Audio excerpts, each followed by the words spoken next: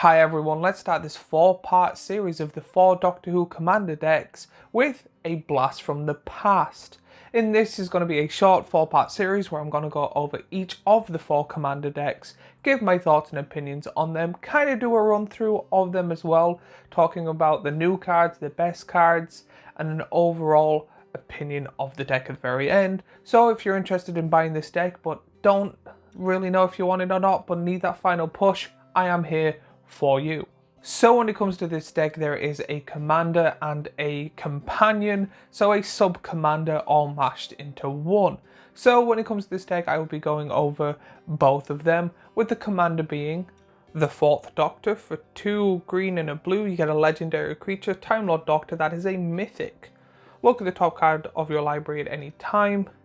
Would you like her? Once each turn you may cast a historic land or cast a historic spell from the top of your library. When you do, create a food token and he's a 4/4. Now when it comes to this card, the ability to look at the top card of your library at any time is quite a good ability.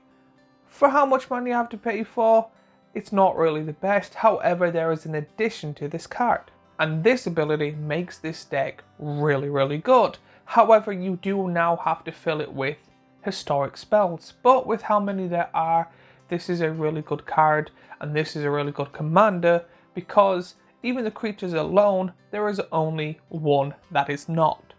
So already with the ability of this commander, this seems, if it's built right, this can be a very fun and powerful deck. But let's go on to the companion, and the companion being Sarah Jane Smith. For 1 and a white, you get a legendary creature, Human Detective, that is a rare. Whenever you cast a historic spell, investigate. This ability triggers only once each turn. Doctor Companion, and is a 2/1.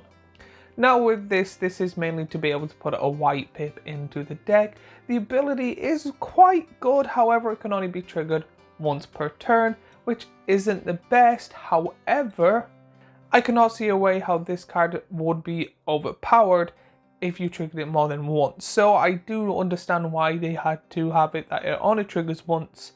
However, having this card on the field triggering every time you cast a historic spell, there's probably ways you can go infinite with this card. So it makes sense why they didn't do that. But in the deck, we're going to start off with the creatures. In this deck, you get a total of 27 creatures, majority of them being doctors and companions with a handful of cards in between. In this deck you get the 1st Doctor, the 2nd Doctor, the 3rd Doctor, the 4th Doctor, the 5th Doctor, the 6th Doctor, the 7th Doctor, the 8th Doctor, and when it comes to the companions, there is a total of 14, and here they are on screen now. Sarah Jane Smith, Romana 2, Jo Grant, Tegan Jovanka, Barbara Wright, Ian Chesterton, Perry Brown, K9 Mark 1, Edric Mathmetallic Genius, Nysa of Tarkan, Lyra Shivint Warrior, Ace Fearless Rebel, Susan Foreman, Jamie McCribbin. But looking over this deck, the creatures are the main part of the deck and the most powerful, and the amount of cards you can mix and match whichever commander and companion you want, which makes this deck even more fun and more creative. Based it solely on the creatures, this deck is a very good one, because if you get sick of the 2 commanders, you can swap them out for another 2 that are already in the deck, that is already in the box you buy. However, the other creatures are also really good, so I'm pretty much just going to finish off this and go over the rest of the creatures, and they are Alistair the Brigadier, Vestrin Mentor Leader, Sergeant John Benton, Dugan Private Detective, Displaced Dinosaurs. So now the sorceries. In this deck there is a total of 7 sorceries, all in Doctor Who art. Everything in this deck is Doctor Who art, I think, but in my opinion there is only 4 really good sorceries, and they are Crisis of Conscience, Traverse Entity, the 5 Doctors, Twice Upon a Time. One of these are really good to get multiple doctors. However, there is a card in this that will make this card even better, and I'll explain later on in the video. Now we are on to the instance of the deck. When it comes to the instances, there is 7 in total, but only 2 are good in my opinion, and here they are on screen now. Reverse the Polarities, Time Lord Regeneration. Now when it comes to the instances, there's two cards I don't like. That it's mainly that I am sick of seeing them reprinted and put into all these decks, and that's Swords to Plowshare and Path to Exile. Now don't get me wrong, they are really good cards, but I'm sick and there's no really need for them in this deck other than just your normal casual just get rid of stuff. I would be more happy if they focused on ways to get more doctors or draw. But now we're on to the enchantments. When it comes to this, I will be breaking it down into two sections. One showing about the really good enchantments in this deck. However, there is one card in this enchantment section that I would like to kind of focus on for a little bit. When it comes to enchantments, there is 11 in total. 10 of them are good, but I'm only going to show 9 for now, and them 9 are the Cave of Androzuri, the War Games, Trial of the Time Lord, the Night of the Doctor, An Unearthly Child, the Sea Devils, City of Death, the Curse of Fenric, Banished to Another Universe, and then finally there is Gallifrey's Stance. This card is absolutely amazing, and to be honest, I would love to make a deck tech on it. If you're interested, let me know.